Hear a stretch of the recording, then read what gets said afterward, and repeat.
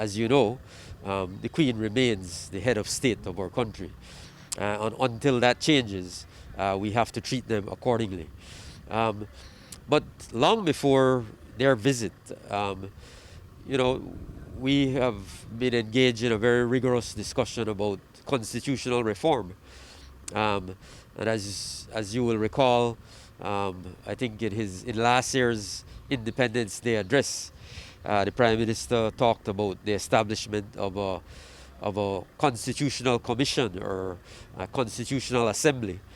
What we have agreed to do is establish People's Constitution Committee (PCC) um, that will have broad representation from all of our stakeholders, social partners, the churches, the NGO community, the political parties, and have that body engage in widespread consultations with the Belizean people over a 12-month period or so.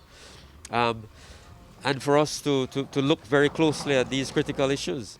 And hopefully at the end of that process, we can come out very clearly with specific recommendations from that commission, from that committee, about what we want to do in terms of the constitution of Belize, in terms of how we move forward uh, and how we are governed as a country. Um, so it has to be a consultative process. It has to be a comprehensive process. It has to be people-driven. Um, but certainly, as a government, we are absolutely open to having that discussion. We believe that it is time for progressive change. Certainly from my seat, where I sit as the Minister of Education and Culture, I believe it is time for us to move beyond the monarchy. Um, but that is a decision that will have to be taken by the Belizean people. In a referendum? Well, I think that has to be determined. That has to be determined. Under our constitution, there's not a requirement for a referendum, as there is in some other territories. As you know, Barbados did it without a referendum.